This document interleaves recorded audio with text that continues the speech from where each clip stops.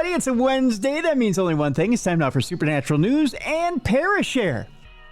Boy, it's a Wednesday. I'm excited. We have lots of great stories to get to today. Lots of interesting updates for you this week. You guys have been sending me stories. I'm so grateful that you've been doing so. Raul, Tom has been sending me stories. Jeff has sent me stories. Lots of you have been sending me stories. Lots of people. Again, like I mentioned yesterday, I haven't written them all down. I should have. I'm going to do that next week. I'm going to write down the names of everybody who sent me stories. But thank you to everyone who's been sending me stories at tim@darknessradio.com. Keep them coming. I'm grateful for every story that you guys send me. And we're going to get to them all this week. But in order to do so, we need a co-hostess. The co-hostess with the mostess. And unfortunately, she's a little under the weather, so I'm going to take it easy on her today. I will give her a nice, easy introduction, folks. And I'll just say that she's our queen of the paranormal. We bow in her general direction, and we welcome her presence. I know I'm giving you as regal an introduction as I can. Here she is, ladies and gentlemen, playing injured today. She's number one on your program, number one in your hearts. Here she is, Mallie Fox. Hi, Mallie. How you doing? I'm good. How are you? Good. I'm doing good. It's been I don't know about in Michigan, but we're having a little bit of a warm fall already. Yes. Yeah. It is, and I'm bummed because I'm so ready for fall season, and this humidity is it's pissing me off. I know. It's been a little warmer than I'd like. I'll put it that way, but it's okay. I'm enjoying it. I kind of a weird update for you guys, but I'm back in a hard cast for a week. Oh no, what'd you do? Well, I have this teeny tiny pinprick of a wound that won't go away on my Charcot foot, and it's kind of a weird deal. But so I got put in a hard cast on Friday, and I'm not used to it. Yeah, I haven't been in a pressure cast in over a year, so I'm raging. Oh. And it's kind of funny because Spuddy doesn't recognize me in a cast. She kind of gave me a weird look the other day, like, what are you doing hobbling around? Because I had to put a clear cast cover on in order to go out and feed her the other day. So Gotcha. she kind of gave me that. So we're both angry because we want sweater weather, or I want sweater weather. Yes, because when it's warm out, being in a cast sucks. Oh, yeah. Do you become itchy because are you sweating? No, but I know that it's a little moist in there. I know that much. I don't moist. Moist. I know there's that word. I don't have a ton of feeling because people may think this is weird, but I have severe neuropathy up to underneath my knees. So I don't feel any. Imagine walking on two legs that you don't feel anything. Like, yeah, imagine your legs are asleep all the time. I would hate that. So I feel for you. That's what it's like to walk around in my body. So yeah, I don't feel anything in my legs when I walk. But I feel pressure, right? But I don't have sensation. So I'm blessed that way. So I can feel the pressure of the cast, but it doesn't hurt. Like it would hurt some people to wear these pressure casts. Okay. But it doesn't hurt me to wear the pressure cast. But I can feel, sometimes I get a little bit of feeling. And I do feel like a little bit of slickness in there, which is it's kind of gross. Right. Yeah, I know. Right. So, yeah. Because what they do is they do what's called a wet to dry dressing on it. So you can feel that in the bottom, right? The bottom of your foot. And then they do like a soft cast wrap and then a cotton wrap. And then they do the fiberglass. Okay. So then that it's kind of like a wet mummy dressing they do on your up next to your skin. So again, I'm going to use the word moist again, Mallie. I'm just trying to gross you out before we get started here. So yeah, they do that little moist mummy wrap around your bare skin. Yeah. So you're never quite comfortable. Right. And how long do you have to have it on for? Well, I go in Friday again. I go once a week. I've been going once a week to the doctor for years. I did have a little bit of a break this year where I went once every 2 to 3 weeks until I had this tiny little wound develop. But I thought I was in the clear here this spring when I was going once every 2 to 3 weeks. It was kind of nice to get that little bit of break. But I love my doc. I love my foot doc. He and I get along really well. I was kind of missing him for a little bit when I was only seeing him once every 2 to 3 weeks. But I see him once. Doc Schuster. I'll shout him out here. But Doc Schuster over at Fairview in Maple Grove is a real good guy. He's really cool. And so I see him weekly. And so I see him again on Friday. So, okay. Yeah. So we'll sit down. He'll cut the cast open and we'll take a look at it. And if it's had significant growth, then I can go back to my soft cast in my angel brace. And okay. Yeah. And then I can continue on like I normally do. But I can't quite yet. So gotcha. I've just been taking it easy. I haven't done, done a lot other than just, I'm not even supposed to be out feeding the critters, but I've been out feeding the critters because, they gotta get their eats too. So I'll tell you a little story about Spuddy later. That's kind of funny. I had to shoo away the squirrels the other day. They have their own set of feed that they have, but they were trying to raid Spuddy's feed. Spuddy showed them this week, so it was kind of fun. Gotcha. Kind of funny. Kind of a funny story for you later. But we got plenty to get to here on Supernatural News today. We're going to tell you a little bit about everything that's going on, everything from the Buga Sphere to new propulsion systems that may help us get across the universe quicker. That in interstellar news today. Even the fact that the Viking lander 50 years ago might have found life on Mars, Mallie. There's lots of stuff in interstellar news today. Then when we get on the other side of things today, oh, by the way, thank you for trying to scare the living hell out of me with the AI news. Thanks, guys. I appreciate that. We've got an interesting story in AI news today about basically AI taking over foreign governments and maybe even possibly our own. We've got a near-death experience story, which is very interesting today. We'll have that coming up. We're talking Hat Man today. Not Batman, but Hat Man, Mallie. That's coming up. We're also talking about another story sent in by a listener, talking about if gut feelings could predict the future and what was actually found in a scientific study. Maybe, just maybe, there's something to that intuition. I think there is. Yeah. A woman filmed a mysterious creature in Canada. We'll talk about that today as well. And for your palate cleanser today, we'll just put it this way. Someone's trying to get money everywhere, even in an emergency. And I'm talking about the kind of emergency where you don't want to be caught sitting down. Ooh, curious now. Yep. That's at the end of the program today. But first, I want to talk Buga Sphere. Let's hit some interstellar news here. That's such a strange word. I know, isn't it? Well, Buga Columbia is. I know, but it sounds funny. It does, doesn't it? I want to talk Buga Sphere, and I want to talk about Jaime Maussan, who's one of the two scientists who's absconded with the sphere and done tests on it. Raul sent me 2 Instagram videos. One is Jaime Maussan talking about, and this is the one we'll play, talking about the fact that he believes that the Buga Sphere is actually connected to this 3I Atlas comet. And again, I'm going to call it a comet. I'm not going to call it a spaceship yet.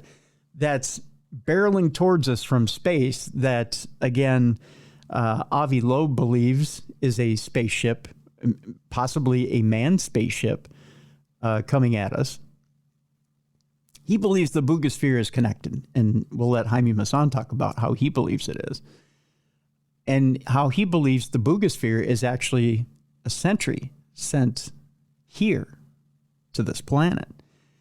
The other story that Raul sent us, that I'm not going to play, has to do with the fact that they supposedly, quote-unquote, carbon dated the Buga Sphere.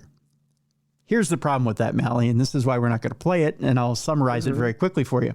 You can't carbon date metal. You just can't, true. You know?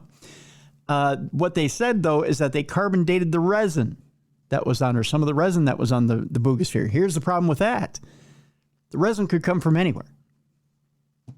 and they supposedly carbon dated this resin back 12,500 years.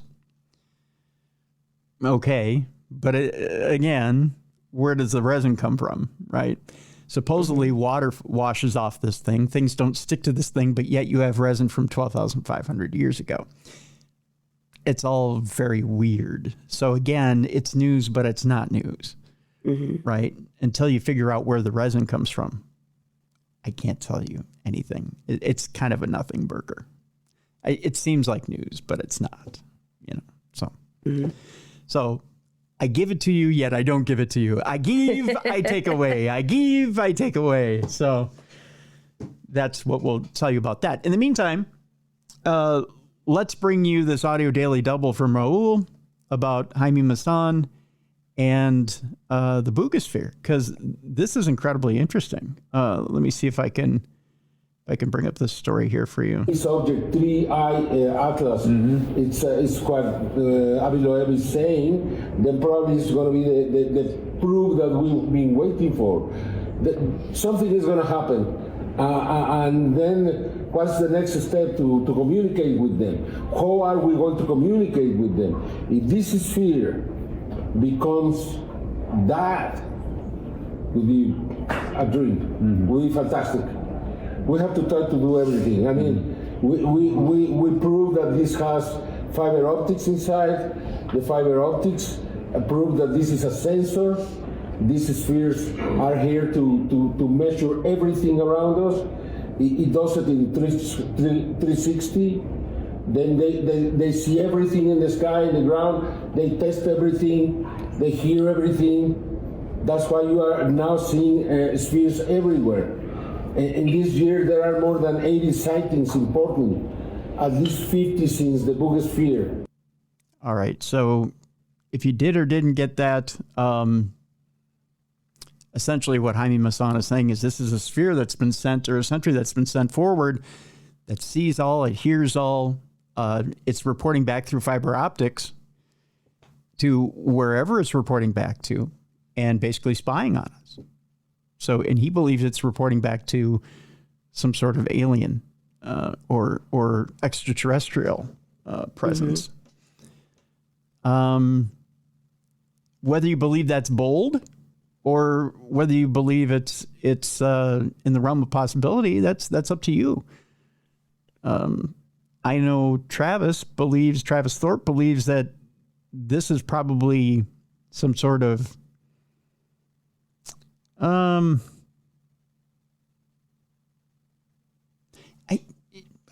trying to put my words carefully here. He believes that this came from under the sea, like a civilization that might have been here on Earth at one point, and under the sea. Not necessarily extraterrestrial, but something that may be of ancient origin.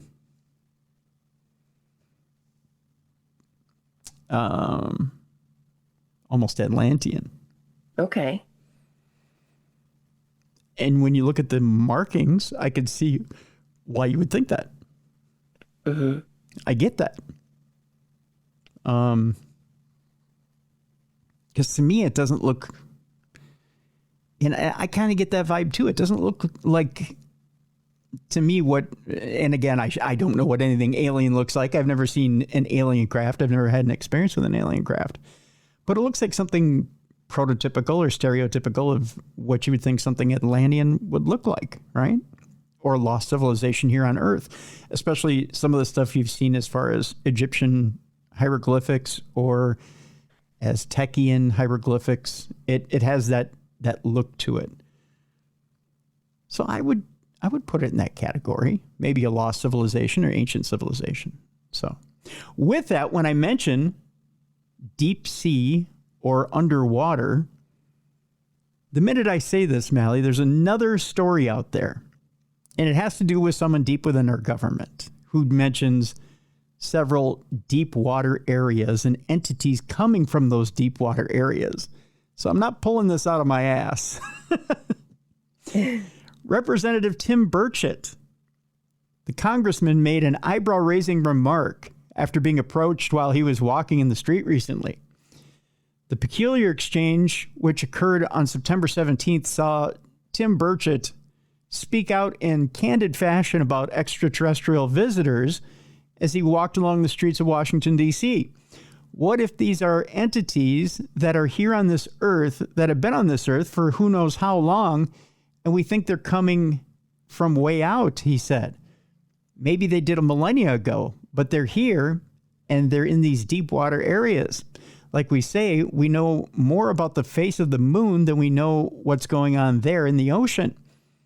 We have a high propensity of sightings around these 5 or 6, I believe, deep water areas. It creates a question there. And then we have naval personnel telling me we have these sightings, these underwater craft they're chasing that go hundreds of miles an hour. And the best we've got is that something that does maybe a little under 40 miles an hour, talking about what chases these craft. He also went on to say, so I've got a lot of questions about that stuff. It remains unclear if Burchett was simply reeling off opinions or if he believed all this to be fact. There's footage with this that I'll post in the description of this program that allows you to see what exactly Representative Burchett had to say about these entities coming from 5 or 6 different deep water sites on Earth. Again, kind of backing up what Travis said a few weeks ago, backing up what others believe about USOs. I don't think we spent enough time talking about USOs as opposed to UFOs and the origin of where these craft are coming from. Mm-hmm. I don't know. I know it's kind of a topic that creeps you out a little bit, Mal, but is it something that you've put any thought to? Not really, but I'm curious, does he think that they've been down there but just like dormant? I think so. Yeah. Okay. Yeah. Or that they've been living down there and that they pop up and make their appearance, or that they come onto our land, walk around, do their business, go back down. Okay. Yeah. But they're definitely interfering with us in one way or another. Mm. Yeah. And that they've been there quite a long time. And that's I guess, the most disturbing part of it, that they've made their home down there in the ocean, kind of like the visitor that won't leave scenario, yeah. right? Right. Which, you know, if you believe the ancient aliens theory that maybe they were here, they built pyramids, they made communication systems, they did whatever, maybe they got stranded here tens of thousands of years ago and weren't able to leave and had to make a home, but didn't want to make it amongst the warring humans, right? Yeah. So they had to go somewhere to stay safe. Maybe they chose the deepest parts of the ocean. It's a thought, right? Yeah. No, that one's interesting. There's another story here that the existence of Pentagon's Yankee Blue memo remains up in the air. What am I talking about? Well, a recent Freedom of Information Act response has indicated that no trace of the alleged memo could be found. Yankee Blue was the code name of an alleged Department of Defense, or DOD, hazing and misinformation campaign that involved personnel in classified Air Force units being shown images of flying saucers and then being told that they were from a top secret program tasked with reverse engineering captured alien technology. Interesting. Even the existence of this practice has been the subject of a great deal of controversy, though if it did exist, it was likely designed to conceal legitimate details of black projects during the Cold War. Participants would typically be threatened with serious consequences should they reveal any details of what they'd been working on. Many of them spent their whole lives believing that it was all real. Boy, that would be something, wouldn't it? To be hazed for your entire life? That would just be, you know, a mind you know what. Details of this program were later uncovered by the Pentagon's All-Domain Anomaly Resolution Office, or AARO, and subsequently revealed to the public in a Wall Street Journal article. In response, the Defense Department acknowledged what it called pranks. Yeah, just innocent little pranks. And the Pentagon had allegedly ordered an immediate halt to the practice via an internal memo. Now, according to the Black Vault, which is an excellent website, by the way, a Freedom of Information Act request asking for the release of this memo has since drawn a blank. with the Office of the Secretary of Defense denying the existence of any directives relating to Yankee Blue. This directly contradicts the Wall Street Journal's claims that the Defense Secretary's office sent a memo out across the service in the spring of 2023, ordering the practice to stop immediately. So, what is the truth of the matter? Well, those with a more conspiratorial mindset might argue that the Air Force personnel really were working on reverse engineered alien technology and that Yankee Blue was simply a cover. This might also account for why no trace of this alleged directive now seems to exist. On the other hand, perhaps it never actually existed to begin with. All things considered, we may never know for sure what the truth is. Interestingly enough, I've got to get him back on the program. We had the head of the Black Vault here on the program back in, I want to say it was 2017, 2018. Mm-hmm. He told us he himself had to requisition American Freedom of Information records from Canada. The story is amazing. If you, again, the program is in the archives at darknessradioshow.com. He talks about how the U.S. government would hide these records up in Canada. I take it we don't have that relationship anymore, but but these different classified records would be up there because, of course, no U.S. citizen would think of requisitioning Canada's government for these sensitive U.S. records. So on a whim, he decided to requisition Canada for all these different records he was looking for. Mm-hmm. And he calls Canada and says, do you happen to have these listed records? And he lists off the records. And they say, oh, yeah, sure, bub. And he goes, oh. With that accent? Yeah. I can't do a Canadian accent very well. Right. And he goes, great. Well, what do I need in order to get copies of them? He goes, you got a Visa card? Yeah. And so he gives him a Visa card number, and they send him copies of these sensitive documents, which blows me away. That's how John got a hold of these records going around the U.S. government, of course, because he doesn't, all he had to do as a U.S. citizen is request them, FOIA records. But again, they just sent them to Canada and he just requisitioned them from Canada. I mean, it's bizarre, right? Mm-hmm. Who would have thought that you could get away with that? Sending stuff out of country just to store it, right? Some officials probably like, oh, crap. Yeah, he got it. How did he figure it out? But they're pretty smart over there at the Black Vault. Okay, I'm going to tip my cap to Avi Loeb. Normally, I roll my eyes at him pretty hard because everything seems to be alien with Avi.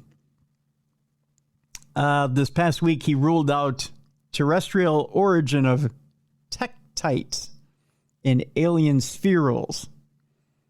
Now, we've been talking for quite a few weeks about spherules, thought to be fragments from an interstellar meteor, have been subjected to new research and analysis.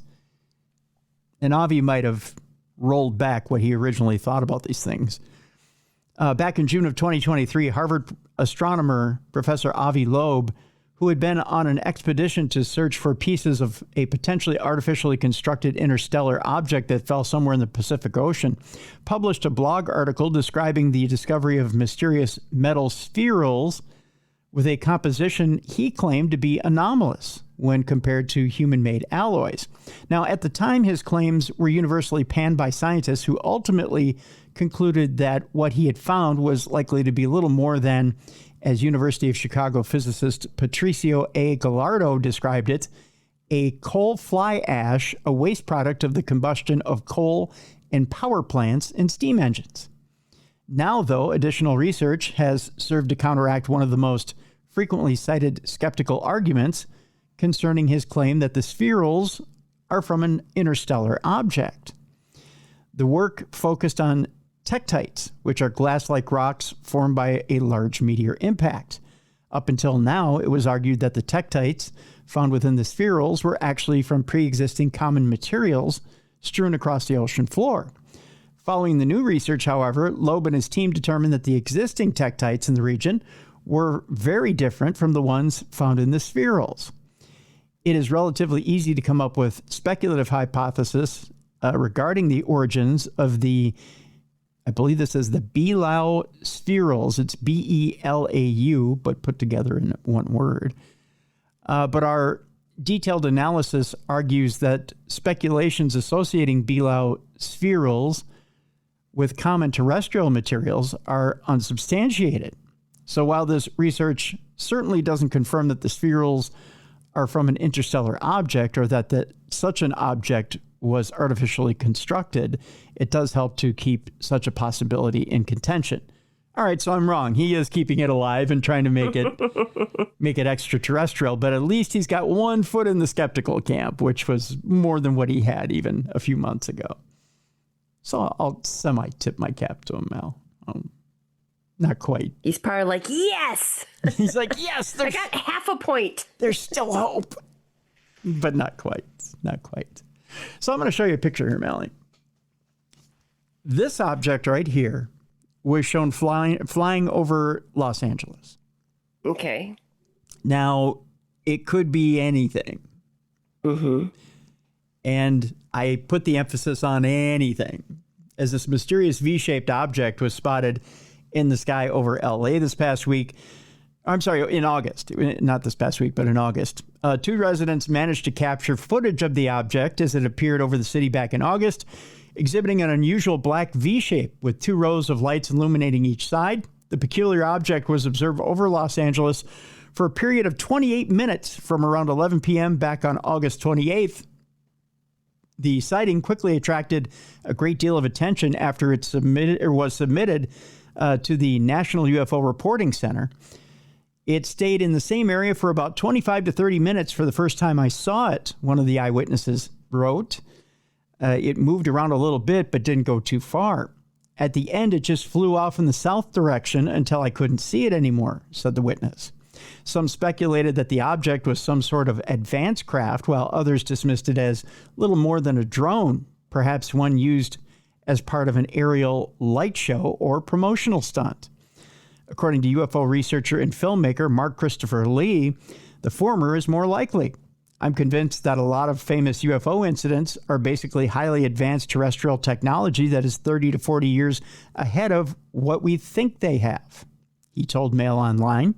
According to NUFORC, there have been several similar sightings over Los Angeles this year. Now, there's a clip that goes with this, and again, we'll attach it to the description of this program so that you can watch this UFO, and I'm using air quotes here, over Los Angeles in late August, so you can judge for yourself if it's a drone or something more nefarious. Now, did a lot of people see this, report it? You know, it's a good question. I don't know. I would think that quite a few people did, yeah, especially if it's over LA. I'm sure a few people called it in. But to me, it does look a little suspicious. It does look like it's maybe more Earth-based than what most people would think. Yeah. Yeah. A lot of people, when they see something like this that's unusually shaped and has a lot of lights, they tend to jump to UFO right away and don't, especially with the way things are shaped now. And drones are bigger now. They really are bigger, you know. They tend to want to go to that UFO card right away and not stop and think, okay, what really are we dealing with here? You know? Right, exactly. All right. There's a story out here about NASA's Viking landers finding life on Mars almost 50 years ago.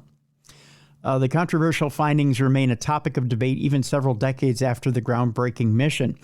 Joel S. Levine wrote an article about finding life beyond the Earth and how it would be a major scientific discovery with significant implications for all areas of science and human thought. He says yet only one direct search for extraterrestrial life has ever been conducted.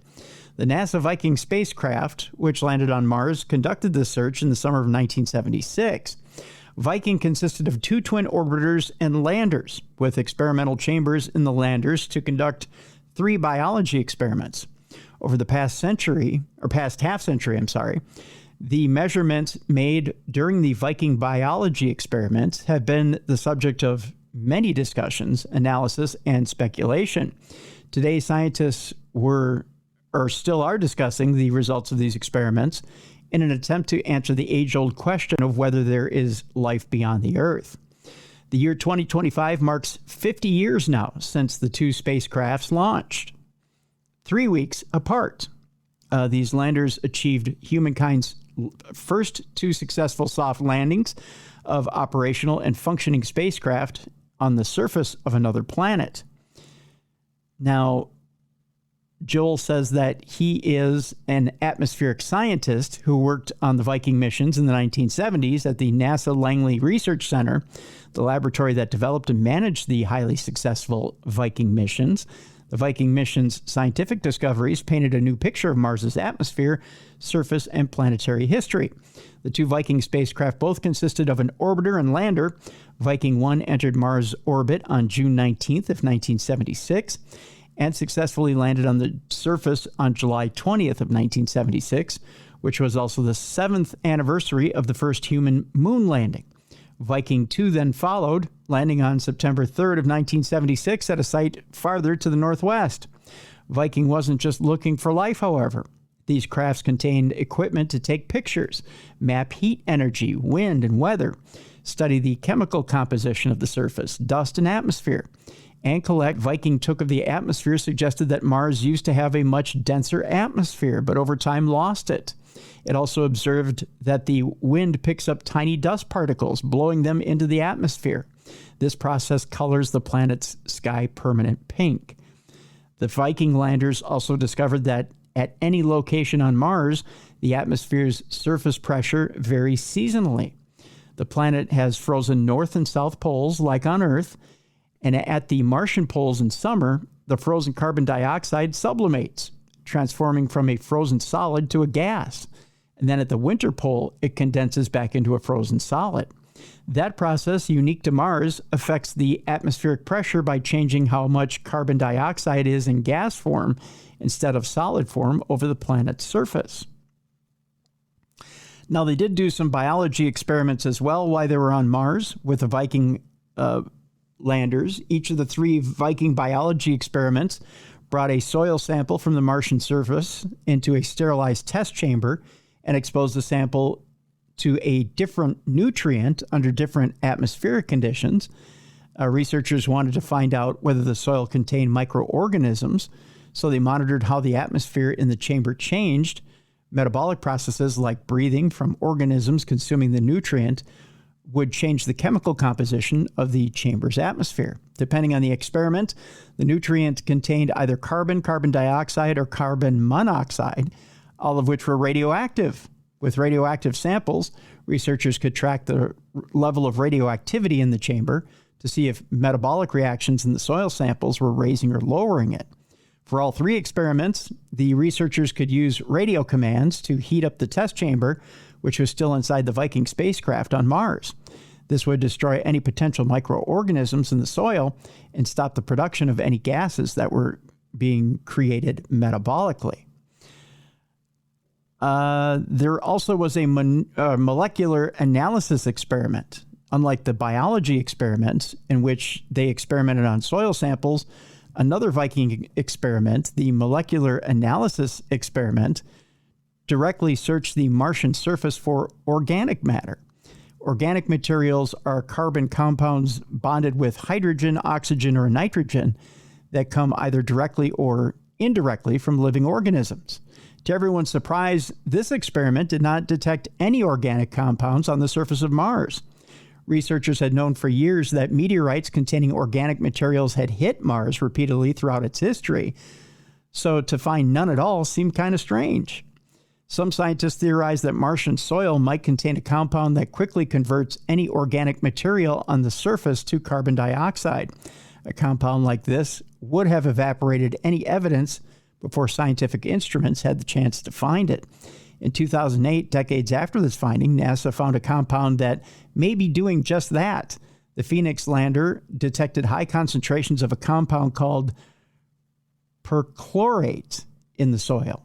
When perchlorate is heated, as it was in the Viking molecular analysis experiment, it can chemically destroy organic compounds. And scientists figured it likely was the culprit behind the strange result from the molecular analysis experiment. So, scientists are still using these findings from 50 years ago for these experiments today. And recently, Stephen A. Benner, who is the director for the Foundation for Applied Molecular Evolution, developed new models for present-day life on Mars based on these 3 Viking biology experiment measurements. His model predicts that microorganisms could have used the radioactive carbon nutrient in the experiment chamber to create their own food, releasing radioactive carbon dioxide in the process, and also suggests that at night, microorganisms could be absorbing oxygen and expelling carbon dioxide. That could explain the oxygen release from the Mars soil sample when moistened. See, I used moist again. See what I did there? Mm-hmm. I'm getting this word in. It's probably really pissing you off, Mallie. Word of the day. It's the word of the day. Moist.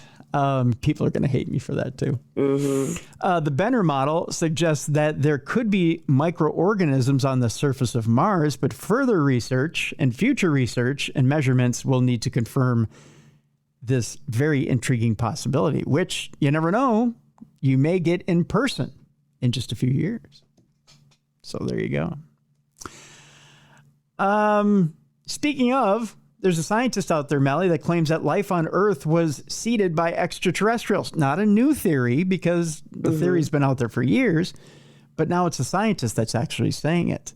According to Robert Endres of Imperial College in London, the building blocks of life on Earth are so complex that it is highly unlikely that they arose naturally and within such a relatively short period of time.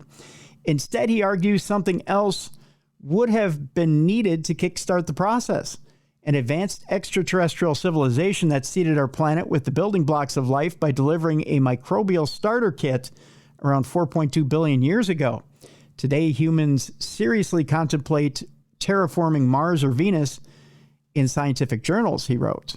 If advanced civilizations exist, it is not implausible that they might attempt similar interventions out of curiosity, necessity, or design.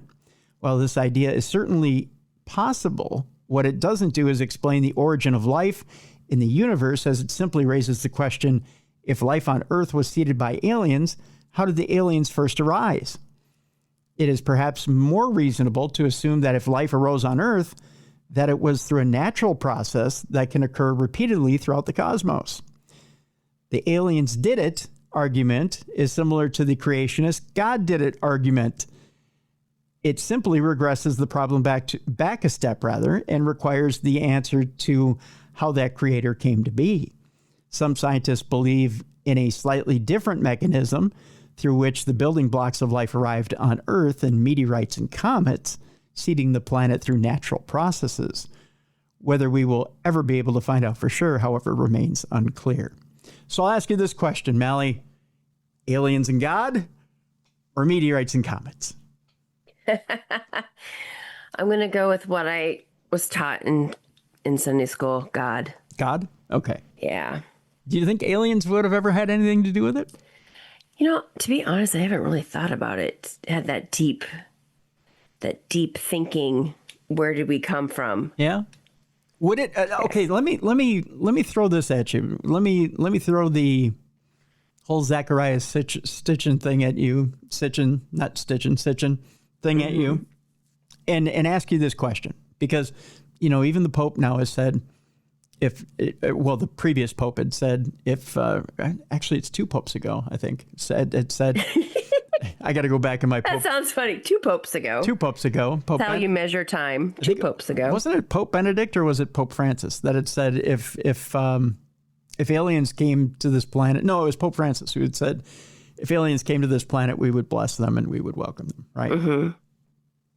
So if it's true, if there is that truth there that we were seeded on this planet, mm-hmm. It doesn't necessarily mean that we weren't created by God. Right. It doesn't necessarily mean that we weren't created in his image. Mm-hmm. Maybe it just means that there are different forms of his image, right? Correct. Would that shake your religious foundation? I don't think it would shake it. I mean, I'm not religious. Mm-hmm. I mean, I believe that there's something out there. I'm not saying it's God itself. I just believe that there's a higher being. Okay. So would it, if an alien came along and said, here's the way it really is, that we're really all, brothers and sisters under the flesh, it's just the flesh looks a little different from cosmos to cosmos. Mm-hmm. Would that shake you up a little bit? I think it would shake me up having an alien walk up to me, first of all. So let me get over that first. Oh, okay. Sure. And then we'll move on. And then we'll move on from there, yeah. It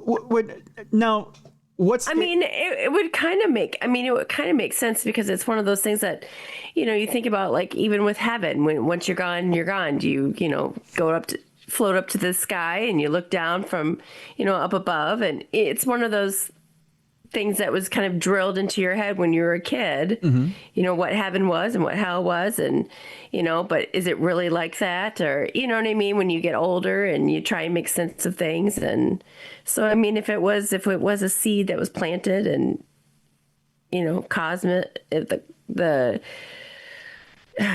from aliens and stuff, and that's really how it started. Okay, maybe. I mean, we're finding out new things every day. So who knows?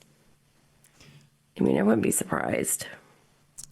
I'm trying to figure out if I want to tell this story or not, because it seems kind of woo-woo and wacky.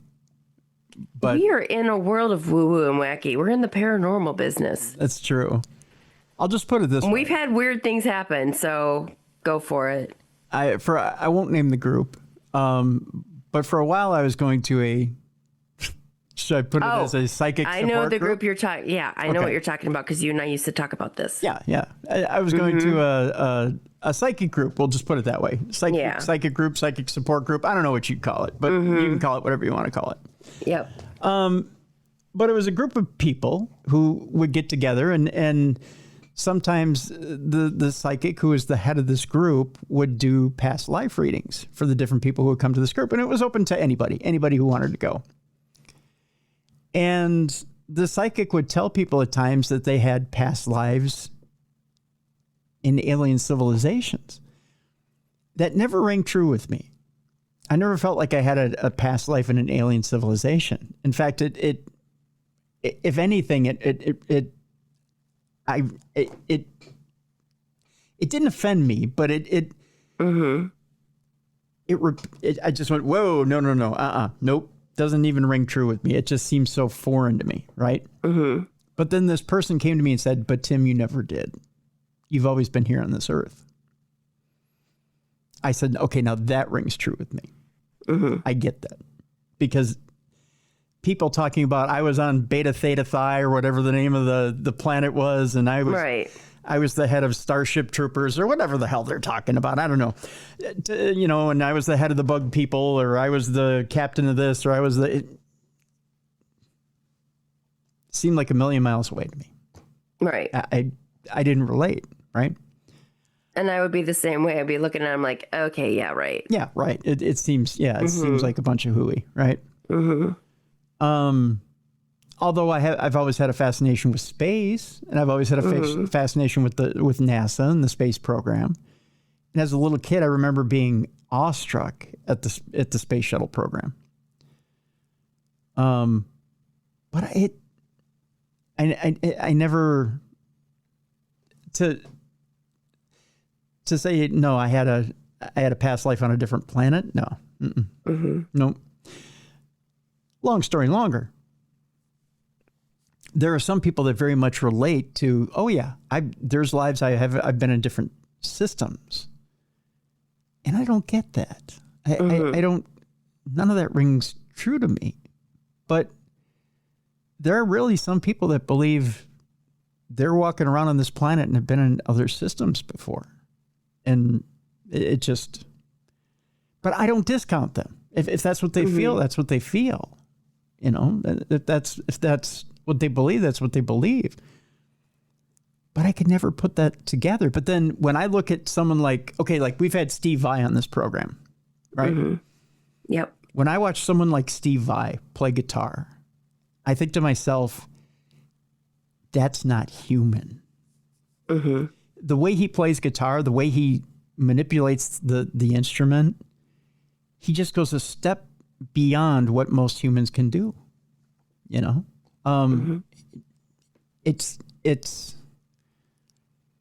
his gifts are extraordinary, right?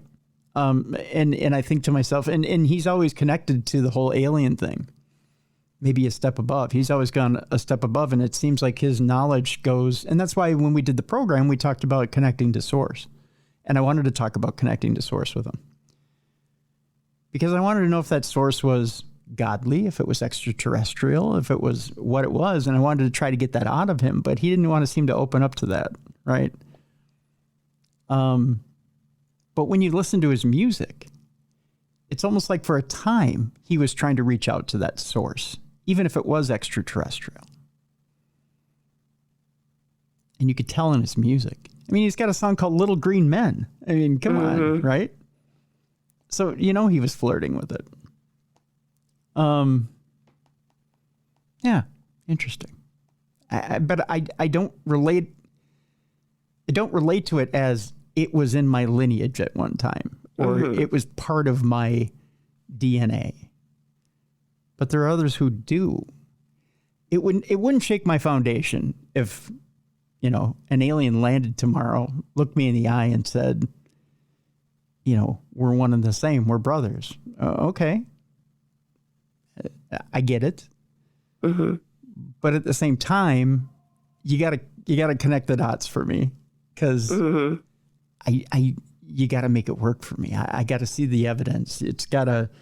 All this has to come together, right? Otherwise, I don't know how that works, right? I mean, otherwise it's like saying Spud and I are related. You know, I mean, show me how. I'm not saying that aliens would be animals. I'm just saying that, you know, you gotta show me where the DNA is connected. Yeah, like, make it make sense. Right. Make it make sense. Exactly. All right. One more story here, and then we're headed for break. I had mentioned before that there's a new form of propulsion system out there that could open up the solar system. Well, it happens to be nuclear. Yeah. Researchers in Ohio have developed a new propulsion system that could make traveling to Mars much quicker. We've been mentioning Mars a lot here in this front part of the program. With today's propulsion system, getting humans to Mars or beyond remains a tough proposition. Even the most powerful rockets would take a very long time to get there. Now, though, researchers at Ohio State University, it's the Ohio State University if you go there, have developed a revolutionary new concept for a nuclear propulsion system that could get a crew to Mars within just 6 months. Partially funded by NASA, the centrifugal nuclear thermal rocket, or CENTER system, is both faster and more efficient than any of today's propulsion systems. In recent years, there has been quite an increased interest in nuclear thermal propulsion technology as we contemplate returning humans to the moon and working in cislunar space, said Dean Wang, which, by the way, he's got the best name ever if you want to make fun of a name. Dean Wang. Hello. An associate professor. Oh, and he's Professor Wang, too. Come on. In mechanical and aerospace engineering. But beyond it, a new system is needed as traditional chemical engines may not be feasible, Professor Wang went on to say. The new system, which uses liquid uranium to directly heat rocket propellant, will be perfected and tested over the next few years. You could have a safe one-way trip to Mars in 6 months, for example, as opposed to doing the same mission in a year, said engineering student Spencer Christian. Depending on how well it works, the prototype center engine is pushing us towards the future. So it could be entirely possible, Mal, that nuclear propulsion could be the next type of engine that we use in order to get to another planet. I just don't know why you'd want to go to Mars. It doesn't look like a fun place. No, it doesn't look promising, that's for sure. But yeah, I suppose you got to turn over every stone to see that there's something there, right? Yeah. I say wait until you get the Goldilocks planet, then go there. But that's just yeah. Make sure you're sure before you go, right? Mm-hmm. That's right. All right, when we come back, that AI story you all sent me because you're trying to freak me out. You know the one. Great. If it freaked you out, I'm going to be sleeping well tonight. Oh, yeah. I have a worse reaction than you do to AI. This one's a doozy, Mal. Oh, wonderful. We'll talk about a person who was left for dead for 7 hours and saw proof that death is an illusion. We'll talk about that when we come back. Interesting story there. Nostradamus' end of the world prediction for 2025 just got an ominous update from space. Oh, wonderful. Yeah, we'll talk about that as well. That gut feeling you get to predict the future. Is it real or imagined? That's coming up as well. Is there a dark side to meditation and mindfulness? That story's coming up today, Mallie. Do you meditate by chance? I do in the morning. Only like 10 minutes, 15 minutes, because then my dogs usually start barking at something. It's easy to be snapped out of that. Yeah. Yeah. Well, we'll talk about if there's a dark side to that. A woman films a mysterious creature in Canada. We'll tell you what exactly that creature was. And to wrap things up with your palate cleanser today, they get you coming and going. We'll tell you why they may get you while you're sitting. It's coming up at the end of this program today. That much more. It's Supernatural News and Parashare. By the way, if you have a Parashare experience that you'd like to share with us, it's real simple. Send in your experience by typing it out in an old-fashioned email, tim@darknessradio.com. You can go to our website, darknessradioshow.com. You can leave us a voice note by clicking on that blue button on the right-hand side of the website. You have 2 minutes to do so. If you need more time, click on it again. You get 2 more minutes, rinse, repeat. You get the idea. Or third, if you have a studio like the one you're watching on video right now, like the one I'm sitting in, you can make us a video. Make us a video, or even on your iPhone, whatever you're using. Make us a video, send it in, and we'll air it here on the show. That's your 3 ways to do it. All right, when we come back, all the stories you've heard about and more. It's Tim Dennis and Mallie Fox, your friends here at Darkness Radio on a Supernatural News Wednesday, Mallie. Supernatural News. On a Wednesday, right here on the best in paranormal podcasting. This is Darkness Radio.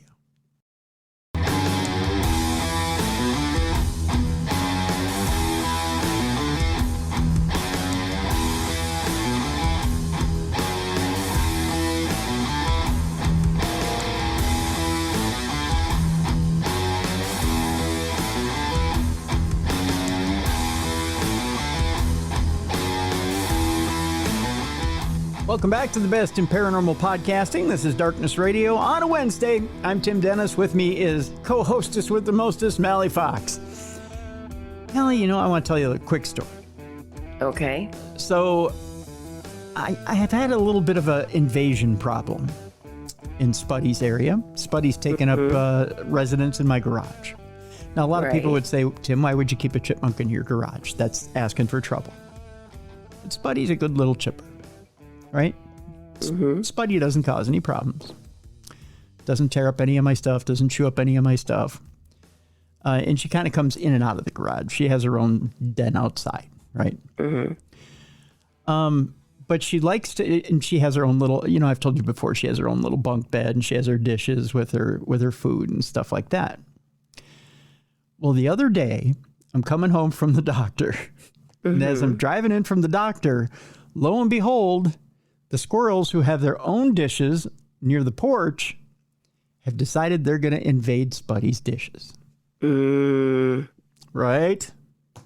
They've never done this before, but now they've decided, hey, you know what? There's a buffet in here too. We're going to help ourselves. Naughty. Right. And Spuddy was unaware. Well, I'm driving in with the van. No, I know. Did you run one over? No. Oh, God, no. Oh. No. I'm not like that. Jeez, Mal, come on. Well, no, I wasn't thinking it on purpose. I thought you ran a squirrel over by accident. No. I just wanted to scare the hell out of him. So what I did was I roll down my window. And I'm like, "Can you get out of here?" And, in my best Cajun voice, I'm like, no, right? And I'm like, "You get out of this garage right now." I start honking the horn. This poor squirrel had the biggest heart attack in the world and jumped up and started running around my garage, but on the walls. Like, I didn't know a squirrel could do that. He started running. I mean, like running along the walls of my garage, and ran on all 3 walls of the garage and out the door. I scared the hell out of him, right? So the next day when I see Spuddy, I said, "Spuddy, buddy, we got to have a little talk." And Spud kind of looks at me. And I said, "Spud," I said that, I call him Squirrelos to Spuddy. I said that evil Squirrelo got in and was trying to eat all your peanuts. And she kind of looked at me like, "What?" Right? I'm only imagining that's what she was saying. I don't know. I can't communicate with chipmunks all that well. Although I think I'm learning the language. And I said, "Yeah, the evil Squirrelo got in. And he was trying to eat your peanuts, but I honked the horn on the big vroom vroom and got him out of here, scared the hell out of him." And I started laughing. At this point, I think the chipmunk thinks I'm nuts. And not the nuts in her dish, but the nuts that just got, lost my mind.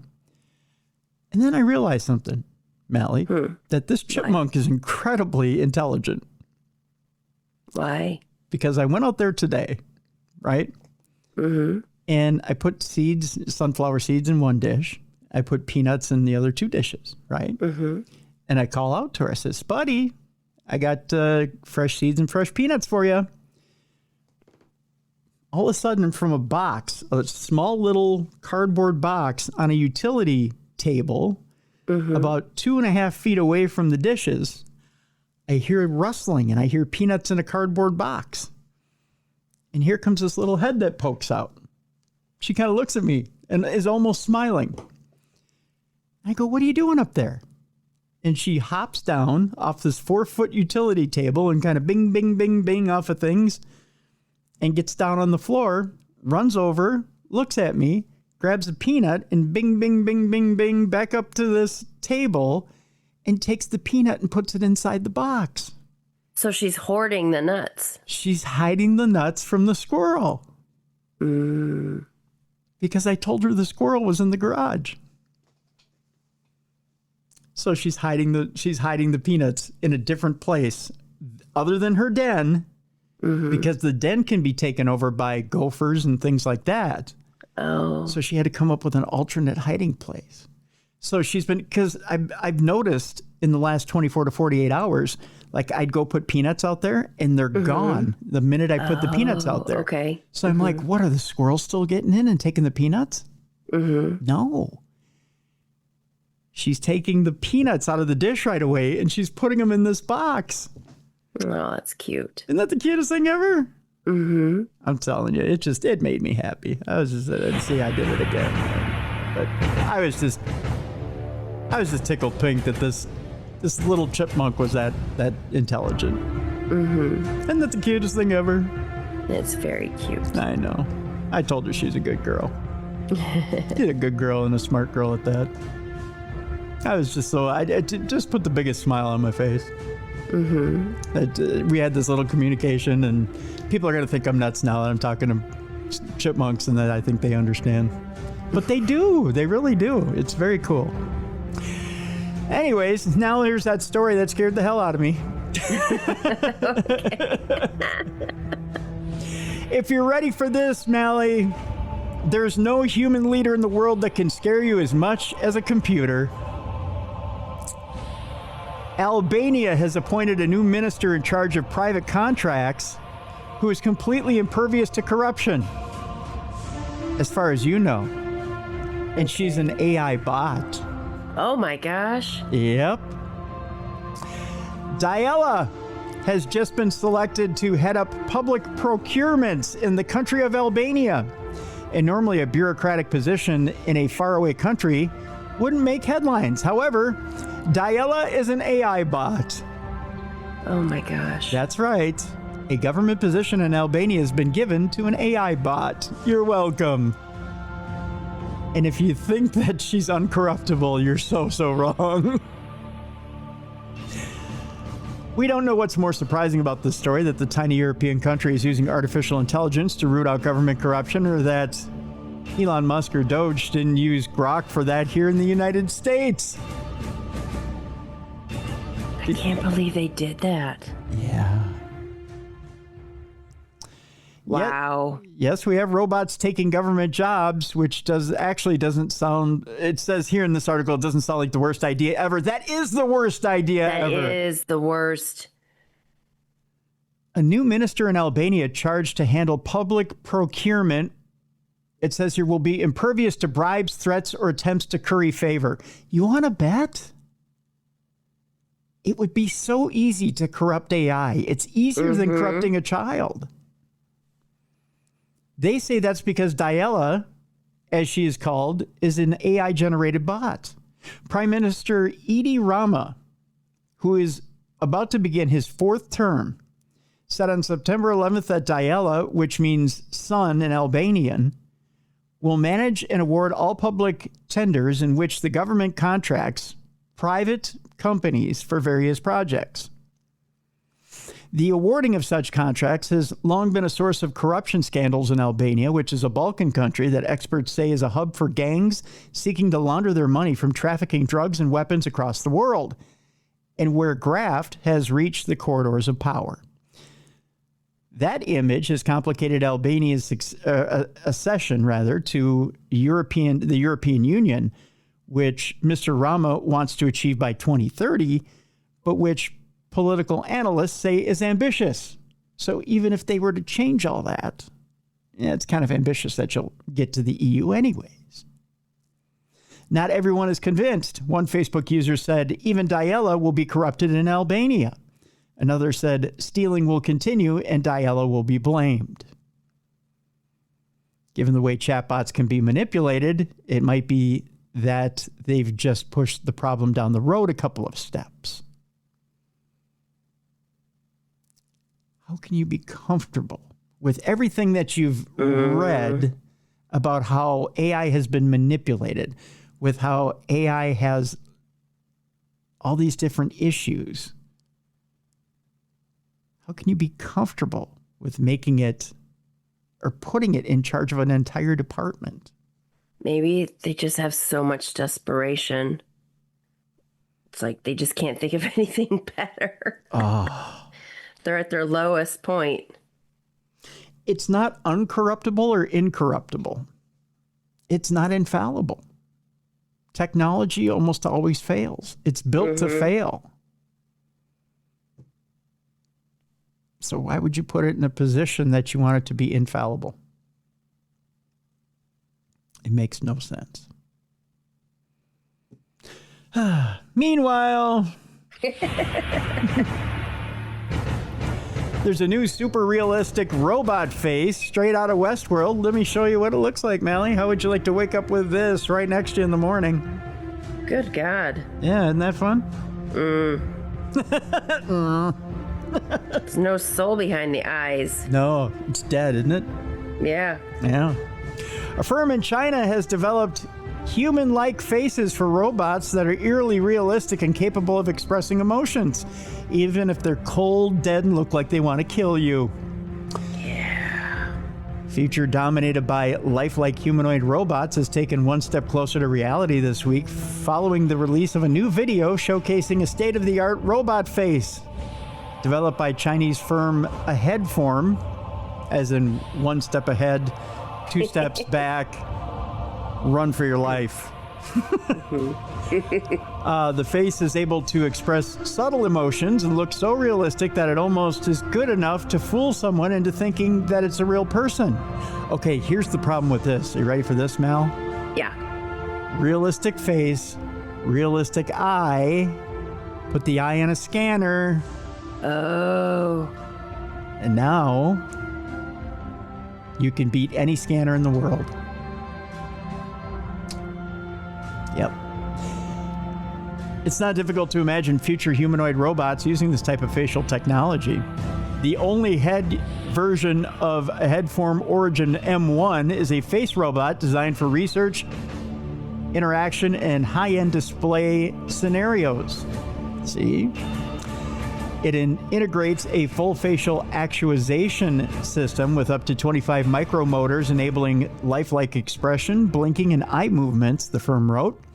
Embedded RGB cameras inside the pupils provide visual perception, while built-in microphones and speakers support real-time audio interaction. Compact yet powerful, the head module can be mounted on various bases or integrated into larger robotic systems, making it a real platform for emotion-driven AI studies, human-robot interaction research, and character-based installations. Tell you what, if you want to get creeped out, I'll put this one in the description of the program, too, so you can watch this face do its thing. Ew. It is creepy. Very. Yeah.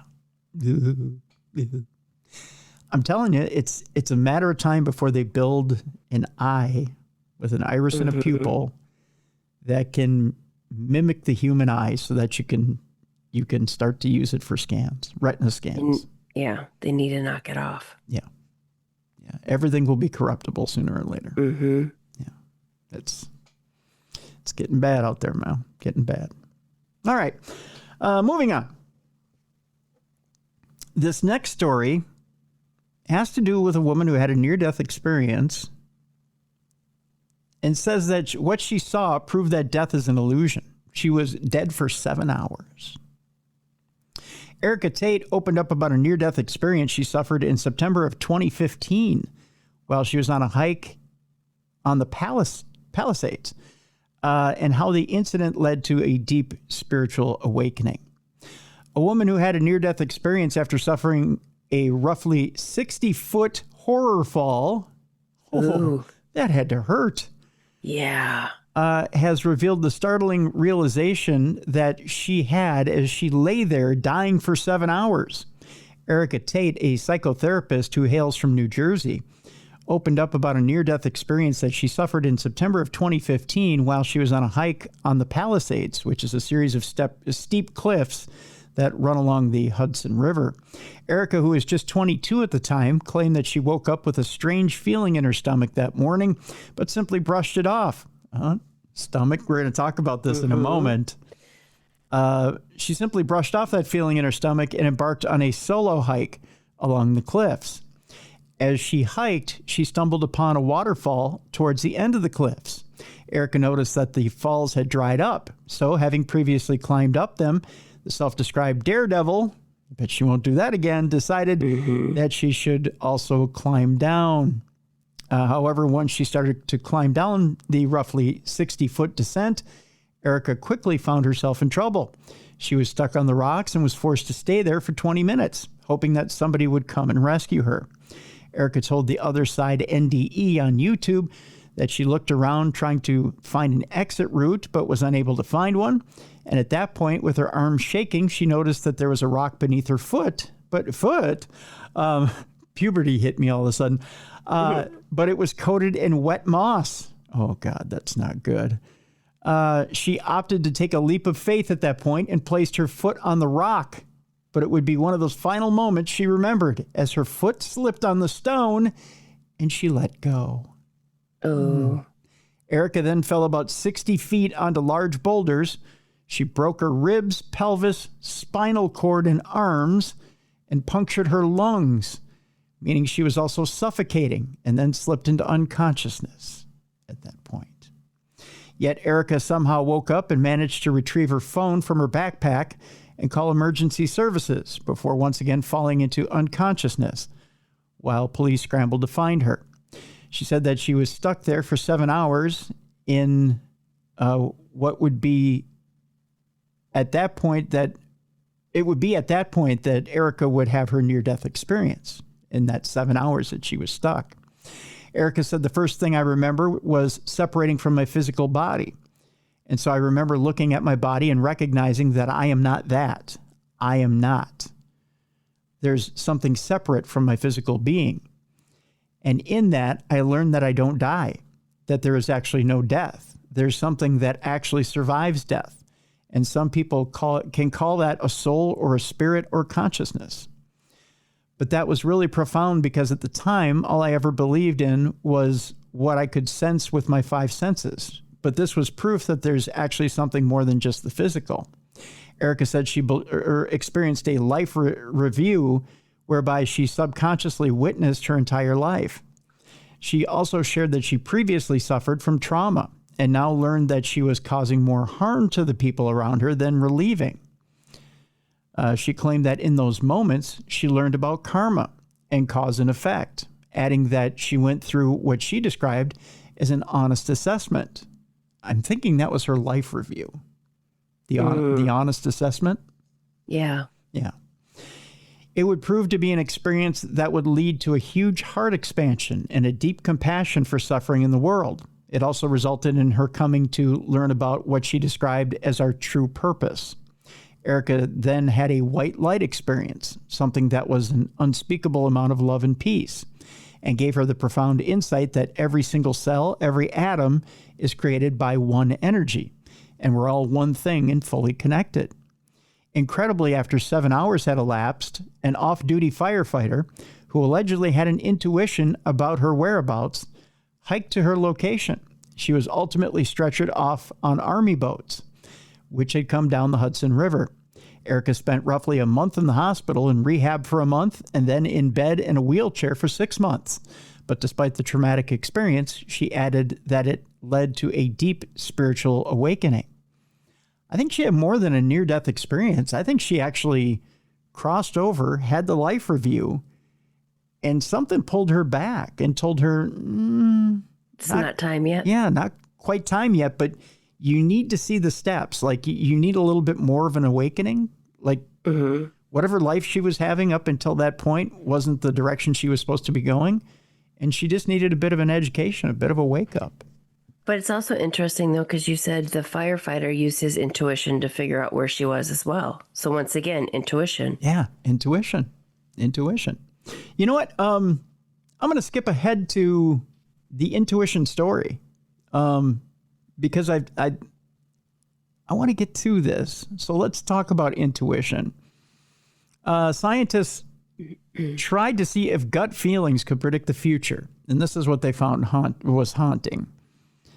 For years, the strange phenomena of precognition, an unwavering gut feeling that something will happen in the future, has puzzled scientists. The eerie concept may sound far-fetched, but many studies suggest there's statistical evidence to back up precognition's existence. At the center of the research is a mid-1990s study by parapsychologist Dean Radin, who is a PhD, that reshaped how we understand our ability to predict the future. While working at the University of Nevada, Radin, who had studied precognition for years, hypothesized that if consciousness transcended time, reaction to a stimulus would occur before the stimulus actually appeared. So he put that hypothesis to the test using an EEG machine to record the brain activity of study participants.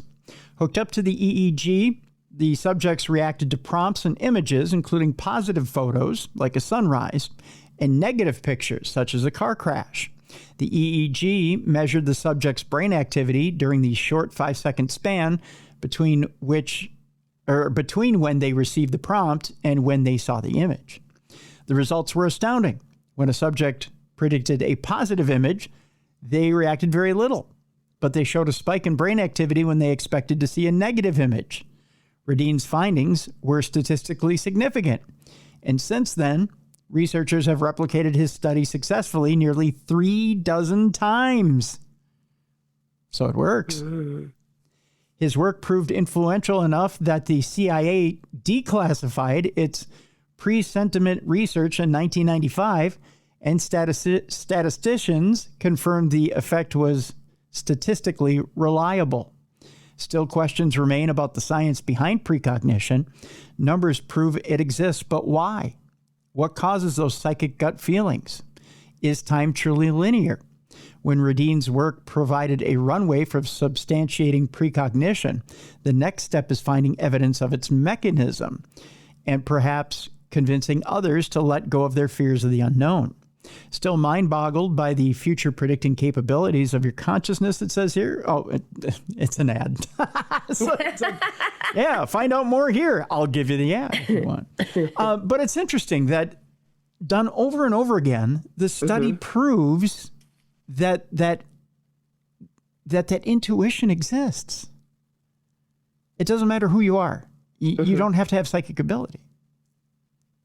It's like radar. That you can tell what's coming next. It's kind of interesting.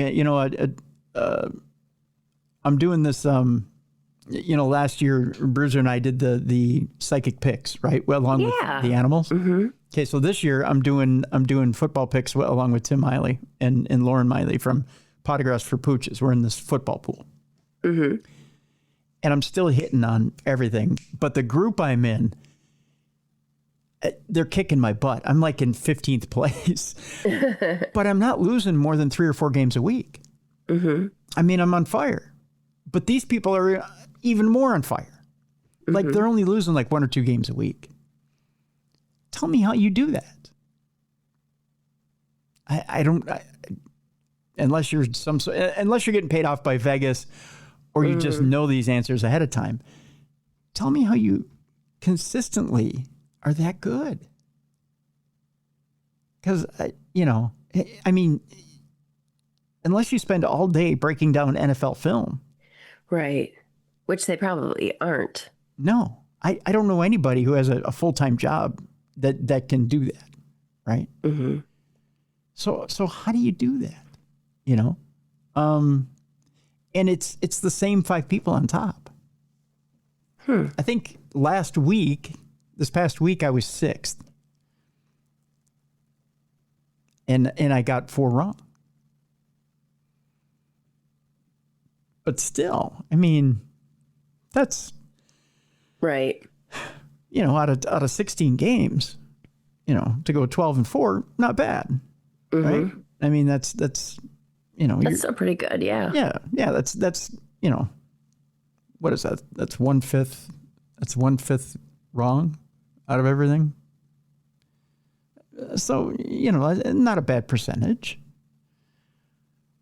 I think that's, let me see here. I don't remember I have to do everything on a calculator. I'm horrible at math, Mallie. I really am. I should never be a math major and was not a math. That's why I'm a communications major. Yeah. But it's, let me see here. So it would be, I'm doing the percentage wrong. So if you go, so that's not right. I was going to say, that's not 41%. I'm not dividing properly. Is it 12 divided by 5? No, 12 divided by, how do you figure out the percentage again? I don't remember. You got to by 16. You're still doing well, though. Yeah, I'm still doing well, right? So. Right. So they're just flipping a coin. They're doing something so primitive. Right. Yeah, so what is it that triggers someone to be able to consistently get, because supposedly it's 70%, right? The psychic threshold is 70%. If you can guess something correctly 70% of the time, you've passed the psychic threshold. They consider you psychic. This was supposedly the mark for the Randy Foundation, before the Randy Foundation shut down the $1 Million Challenge. Supposedly in a blind test, if you could guess something accurately 70% of the time, you won the $1 million. Would that apply to football picks? I don't know. I mean, if that's the case, there's a bunch of us in this football pool that'd be walking around millionaires right now. But there's scientific proof that all of us walk around with this intuition. Not a few of us. All of us do, which I find pretty remarkable. I don't know, maybe it's just me. One of those guys who's evidently walked around with a little bit more intuition than some of us was Nostradamus.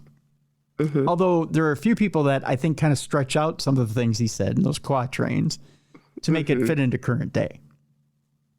This new end of the world prediction for 2025 just got an ominous update from space.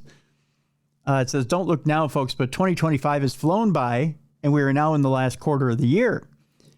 It has not been a year without disaster or despair, but if you're reading this good news, the good news is that you've made it this far. Just a couple more months and you can check off the milestone of having made it to 2026. That said, if you want to keep the good vibes flowing, it might be best to just go ahead and skip this article about Nostradamus' prediction for 2025. Here's the long and short of it. The History Channel called him history's most famous seer. Apparently, he saw the world ending in 2025, according to this article. Let's see what he said. It says, so the flip side of being happy that we have made it this far in the year is that, well, according to Nostradamus, we might not have had much longer until it is lights out, party over. Now, it's worth noting that he has been dead a long time, and he wrote in quatrains. So just about all of the reporting on his predictions is really just interpretation of those quatrains. And thankfully, that leaves some wiggle room when it comes to this year's predictions. There is some good in there, is what they go on to say in this article, which, by the way, was written by Penn Live.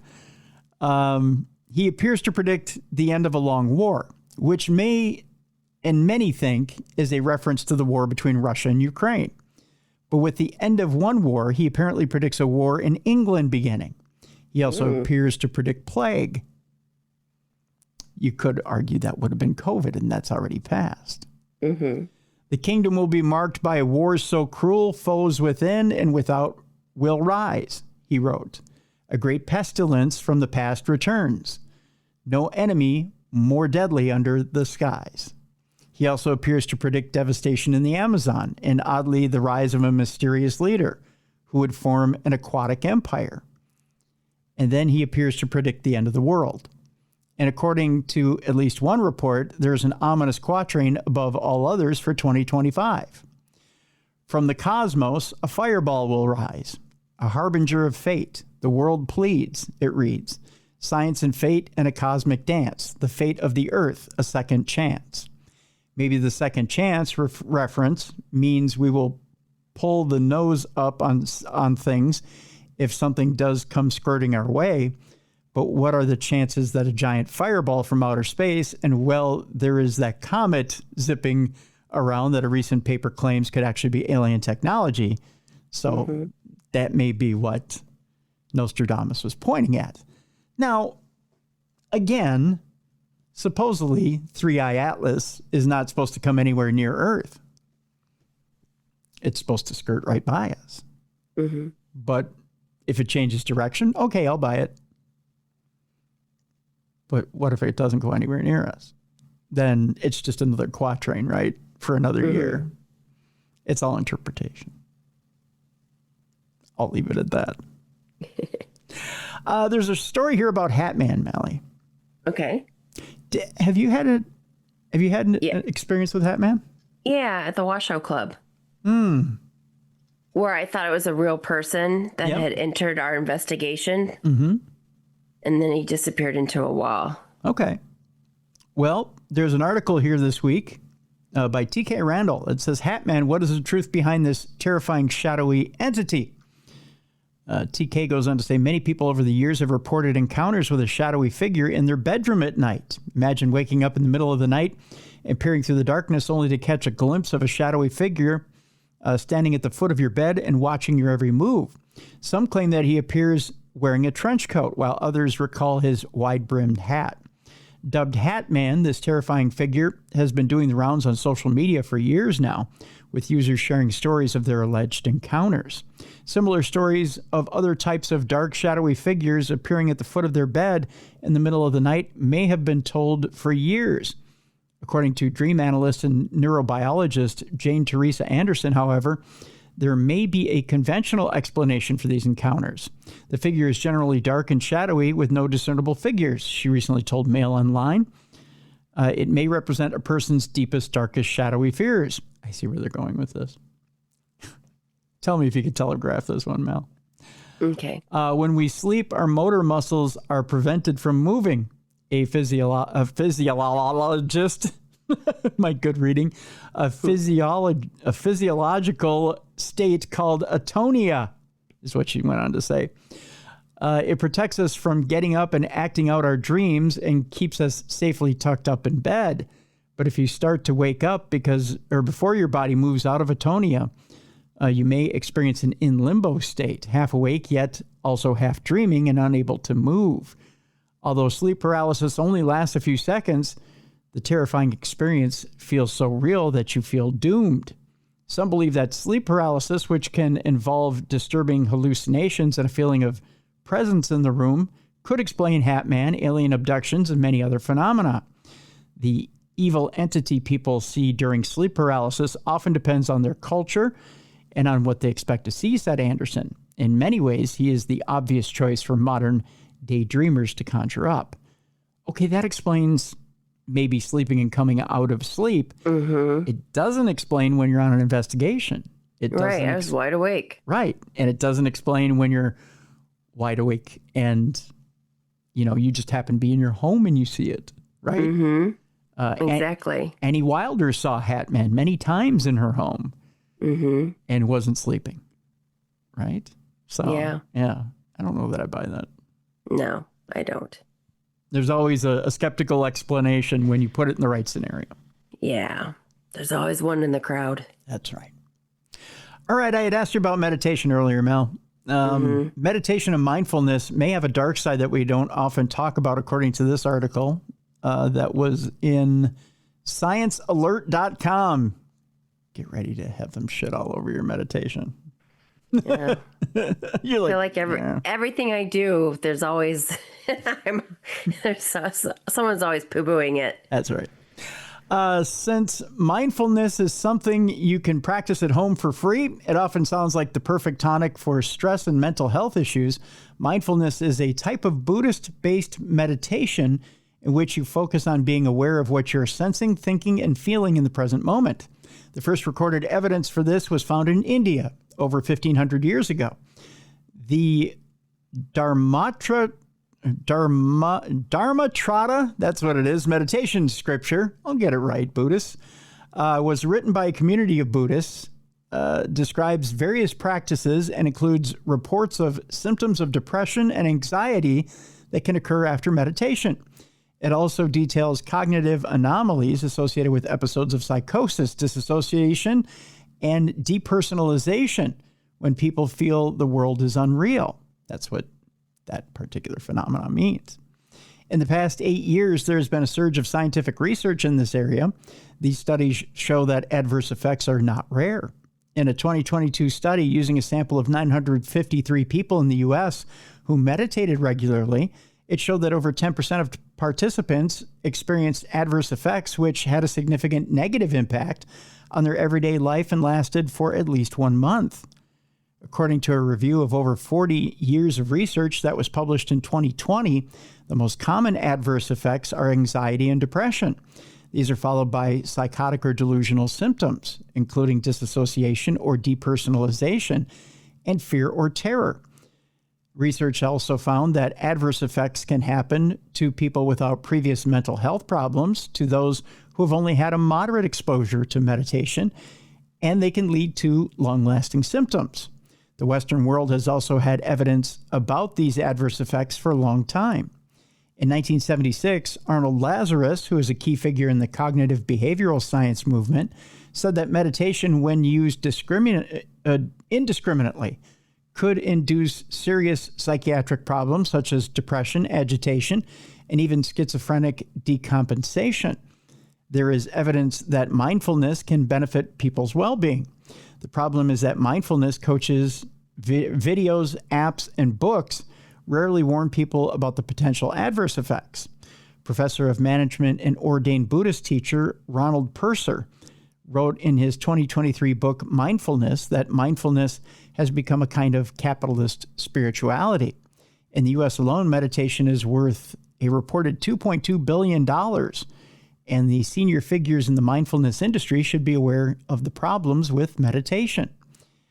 John Kabat-Zinn, who is a key figure behind the mindfulness movement, admitted in a 2017 interview with The Guardian that 90% of the research into the positive impacts is subpar.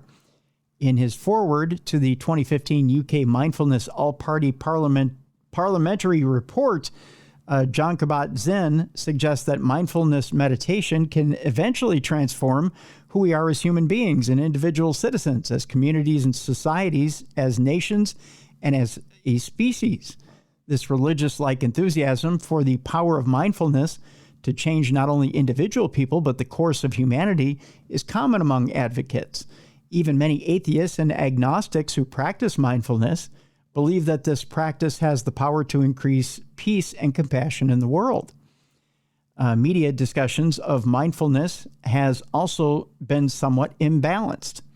In 2015, the person who wrote this article's book with clinical psychologist Catherine Wickholm, Buddha Phil, included a chapter summarizing the research on meditation adverse effects. It was widely disseminated by the media, including a New Scientist article and a BBC Radio 4 documentary. But there was little media coverage in 2022 of the most expensive study in the history of meditation science, over $8 million funded by research charity The Wellcome Trust. The study tested more than 8,000 children aged 11 to 14 across 84 schools in the UK from 2016 to 2018.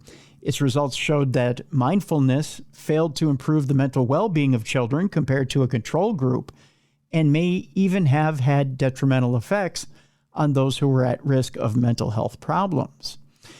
Is it ethical to sell mindfulness apps, teach people meditation classes, or even use mindfulness in a clinical practice without mentoring its adverse effects? Given the evidence of how varied and common these effects are, the answer should be no, it says in this article. And again, that's the opinion of this article.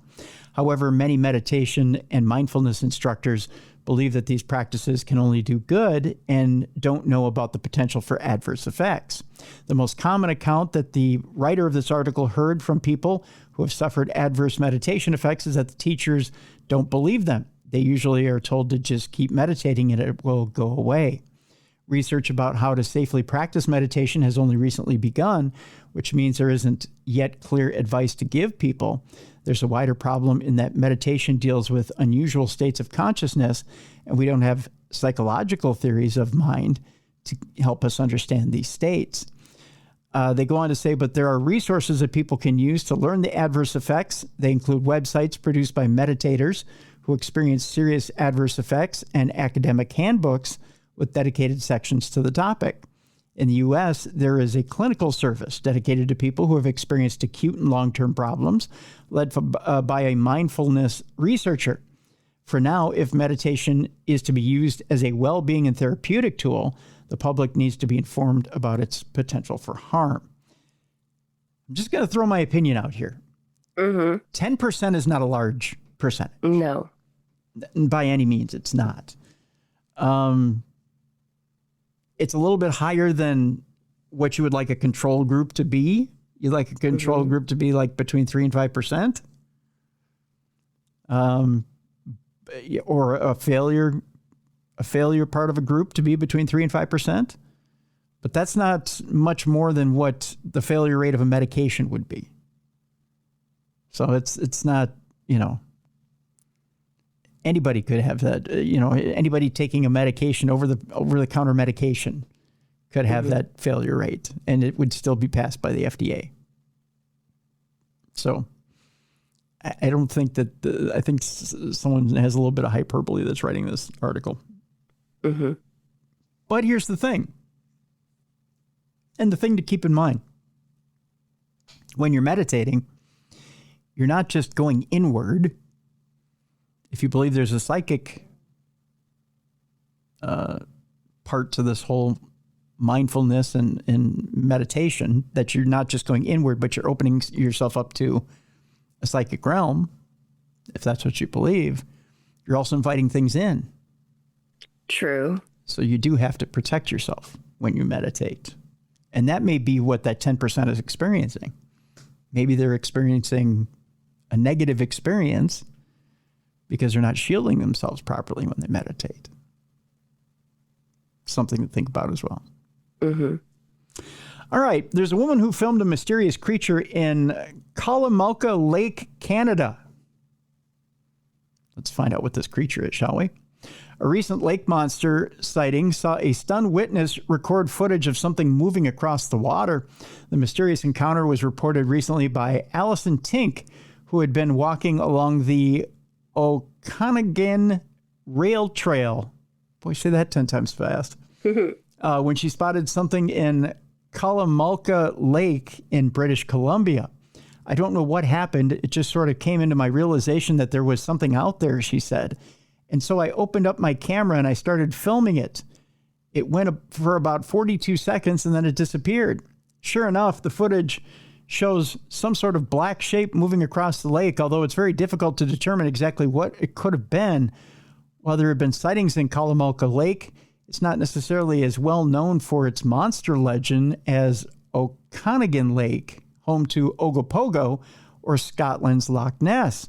Tell you what, there's video in this article, so I will again post it in the description of this program so you can watch the video for yourself and you tell me, do you see a lake monster or do you see something else?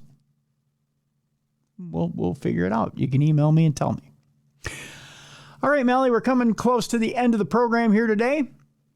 Our next story has to do with Cleopatra's tomb and how it could lie near a newly discovered submerged port.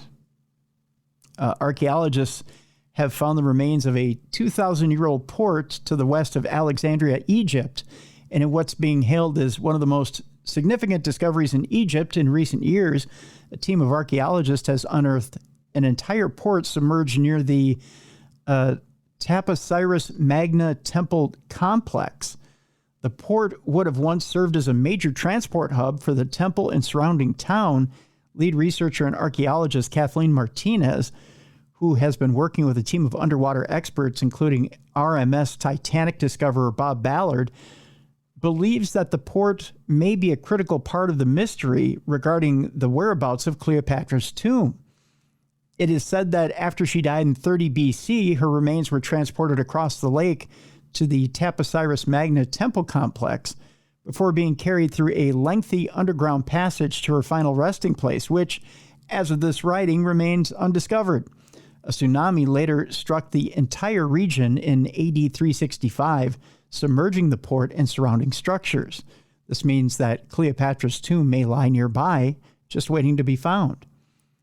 Martinez went on to say, "I'm not going to stop searching for it. It's a matter of time." The port's discovery will be covered in a new National Geographic documentary, which debuts this week, entitled Cleopatra's Final Secret. Ooh. Yeah. That should be interesting. Yeah, most definitely. Yeah. I don't know. Do you think they'll ever find Cleopatra's tomb? I mean, that would be cool if they did, but I don't know. I feel like I've been let down so many times that they probably won't in my lifetime. Oh, you never know, right? Yeah. It'd be cool if they found it, though. It would be. It would be. You know, it makes me, when I read stories like that, it makes me miss John Ward all the more, our good friend who passed away last month. Because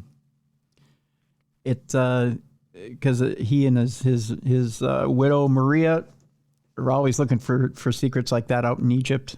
Yeah, I think they will eventually. There's only so much desert, right?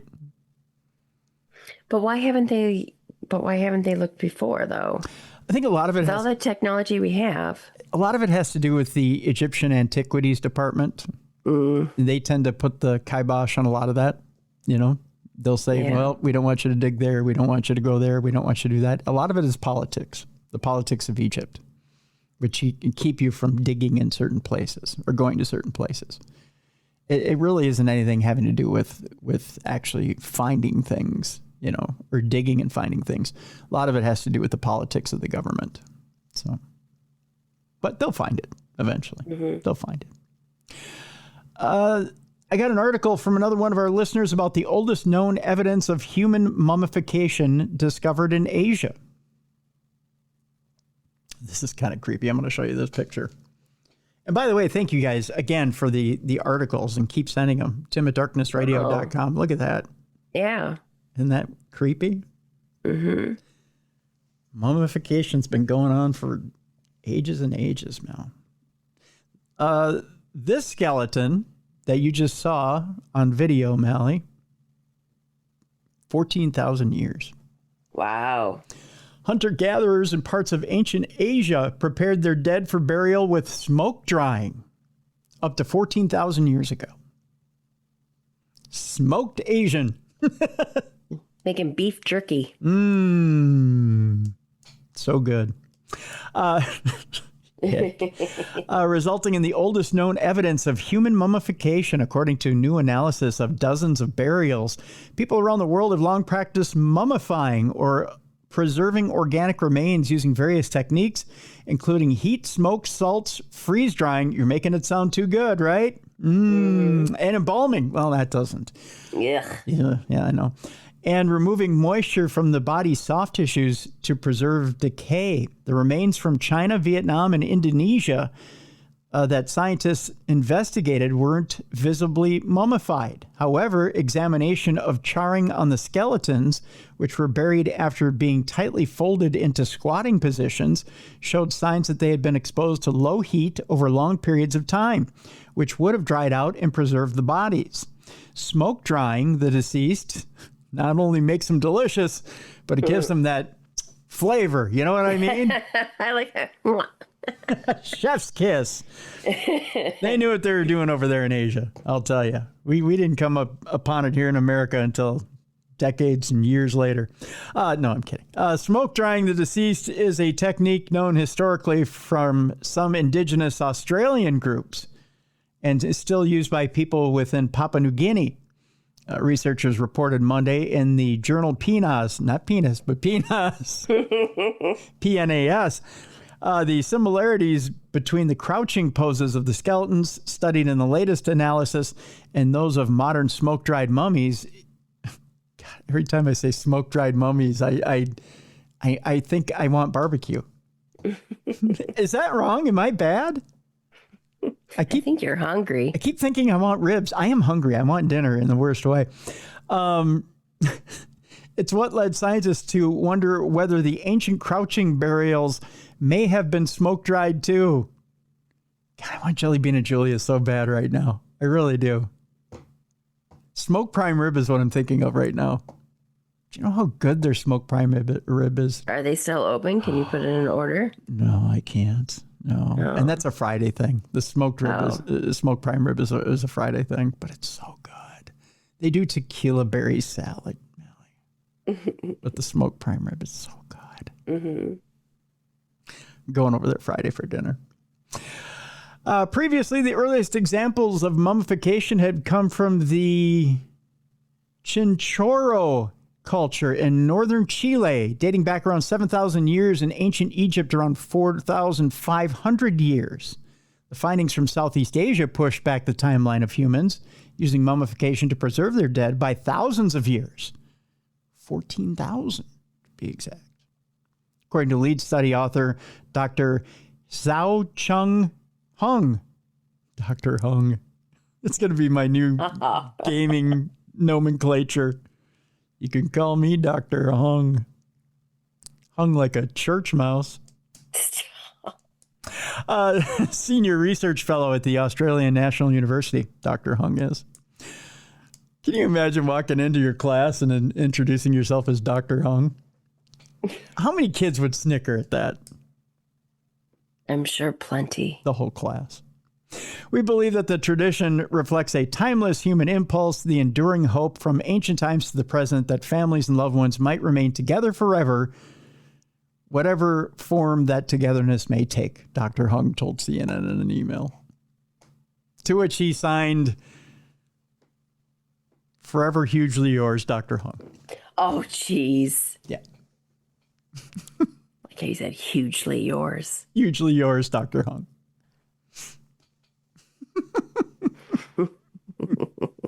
Just had to put my own spin on it at the end. Mm-hmm. Yeah.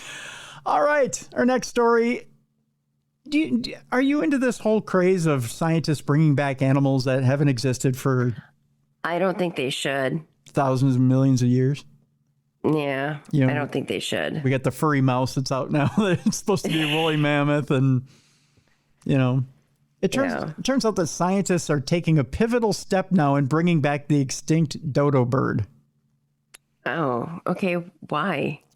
I don't know. It didn't survive the first time. I mean, it probably ended up being, salted and fried by Colonel Sanders the first time. But Colossal Biosciences claims that it should be able to bring back the species within the next decade.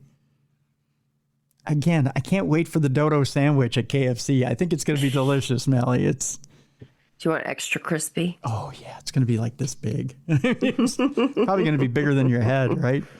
The iconic flightless bird, which was once inhabited the island of, is it Mauritius? I'm not quite sure. I've never been there. I don't think there's a vacation spot there. I'll have to ask Maria over at Mysterious Adventures Tours if she's been there. Is perhaps the best known example of a species hunted to extinction by man, a creature that has since become synonymous with the idea that our activities on this planet can have dire consequences for other species. The first reported encounter with a dodo was by Dutch sailors in 1598, and by 1662, the species had been completely wiped out due to hunting and the destruction of its habitat. Now, through Texas-based de-extinction firm Colossal Biosciences, they've claimed that it has taken a pivotal step towards bringing that dodo back from the dead. On Wednesday, the firm reported that it had, for the first time, succeeded in growing pigeon primordial germ cells, the precursor cells to sperm and eggs, that the dodo was a type of pigeon, and so they believe they can bring it back from pigeon cells. Someone has too much time on their hands. Yeah. We still haven't cured cancer, but we can bring the dodo back. I know, right? Yeah. Let's take care of our humans first. Oh, the firm also claims to have developed gene-edited chickens that will act as surrogates. How would you like to be the chicken that has to push out a dodo? Oh, jeez. Poor chickens. To create a dodo, the chickens will be injected with primordial germ cells from the dodo's closest living relative, which is the Nicobar pigeon. This seems like a lot of work to get a dodo bird, doesn't it? Mm-hmm. Seems like we're trying too hard. Using gene editing, this would eventually make it possible to breed live dodos. If it's this much work to get a dodo, why are we trying? Mm-hmm. Right? Just so we can watch one. According to Chief Executive Ben Lamb, this could all be accomplished in less than 10 years. He says our goal is to make enough dodos with enough genetic diversity engineered into them that we can put them back into the wild where they can truly thrive. Only to be swooped up by Colonel Sanders and made into the best damn sandwich you've ever had. Good. You know what'll be really nice, Mallie, is if we can get one, chop it up and make dodo Doritos. That'll be so good. Jeez, Won't it? Dodo Doritos. You're right. I need to eat dinner. I think your blood sugar's going down. Probably. Yeah, it's probably spiraling out of control. They say we're not looking to make 2 dodos. We're looking to make thousands. So yes, dodo Doritos. Look 10 years from now on a shelf near you, dodo Doritos. All right, and finally, since I've mentioned dodo Doritos, you may think, boy, that's going to run right through me, right? Mm-hmm. Well, guess what? If you think you're going to run to the toilet and have a roll of toilet paper handy for you, this is your palate cleanser, Mallie.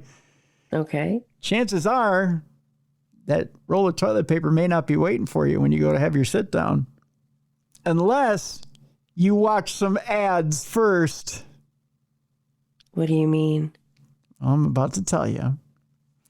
Dystopian Toilet forces users to watch ads in exchange for a toilet roll. Oh my gosh. That's right. In some parts of China, Even something as simple as going to the restroom requires a person to watch some advertising. Don't be in too much of a hurry to hit the porta potty, if you know what I mean. In what hopefully won't be a sign of things to come, a viral clip filmed in China shows a new type of public restroom that requires the user to scan a QR code and watch an advertisement in exchange for a toilet roll. Oh my gosh. It's out of control, Mel. Yeah, it is. Our world is now out of control. According to reports, this is in fact a real thing, albeit something rolled out to only select restrooms. You see what we did there? Mm-hmm. The idea, it is clever. The idea behind it is to reduce waste due to the excess use of toilet paper.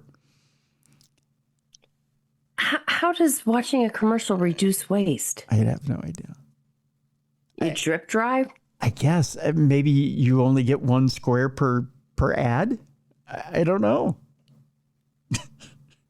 The system works by giving the user the option to scan a code for the first pieces of toilet roll, then requires them to either watch another advert or pay a small fee for more if they need it.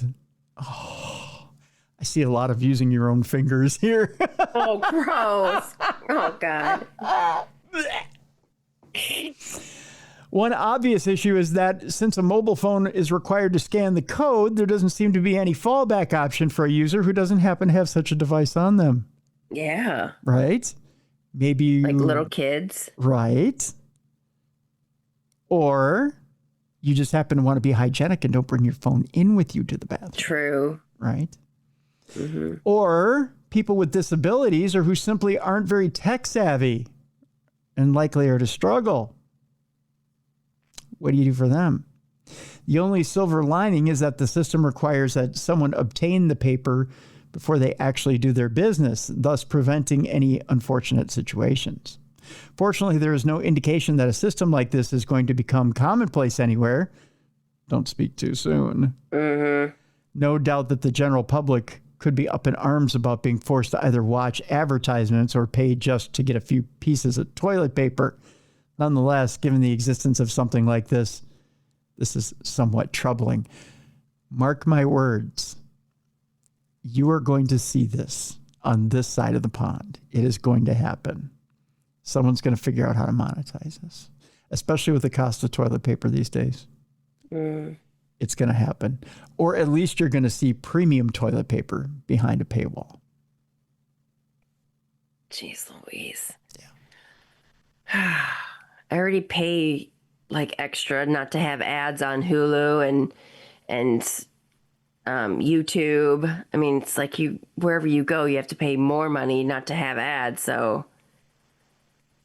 now for bathrooms, I wonder if like you have like a club that you subscribe to where you don't have to pay for ads for bathrooms. I think it's the way of the world now, Mel. Good God. It's either ads or pay outright. I'll tell my kids, hold it.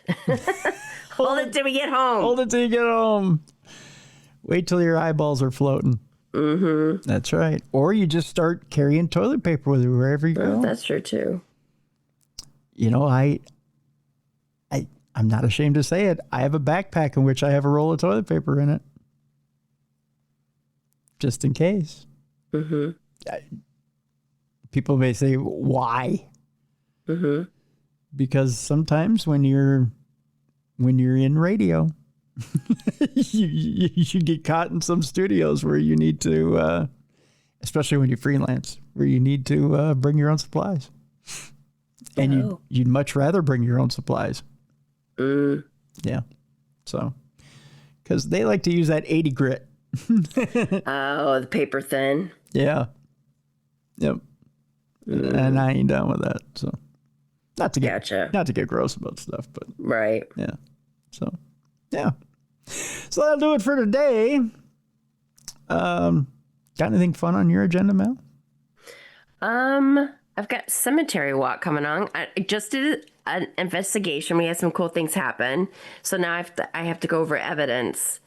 But Wyandotte, Michigan is having a cemetery walk proceeds go to the museum. Check it out if you're around the area.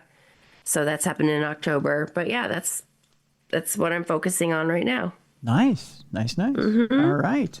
And of course, we can still see you on the Science Channel. So there's a link in the description of this program, so you guys can go check out Mallie on the Science Channel.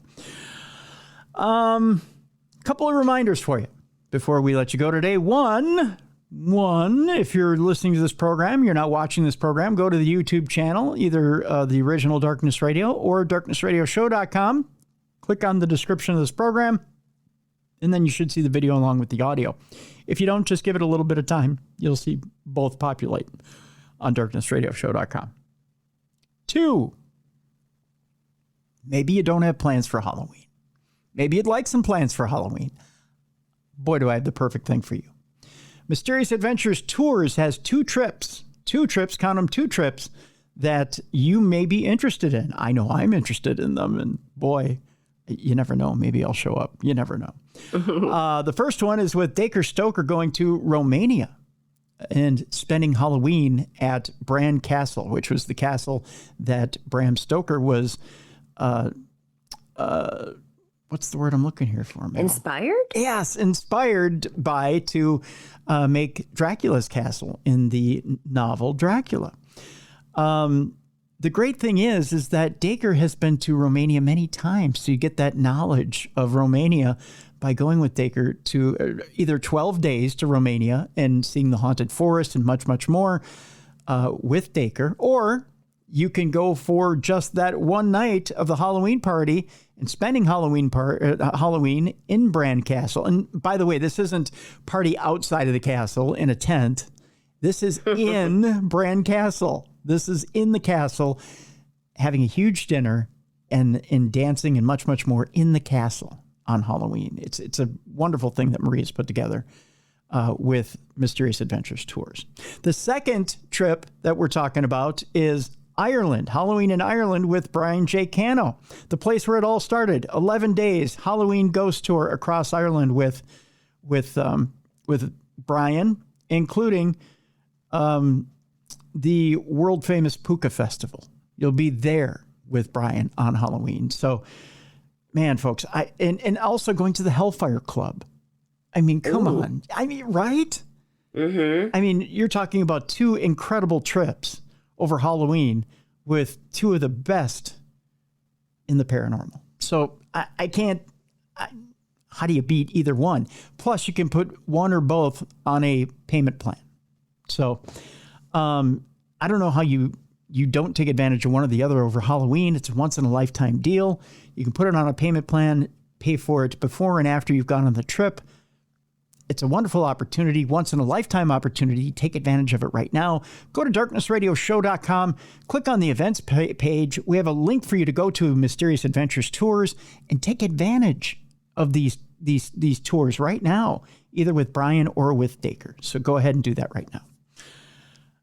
And finally, tomorrow on the big program, boy, have we got a big program for you. We're going to talk about monsters.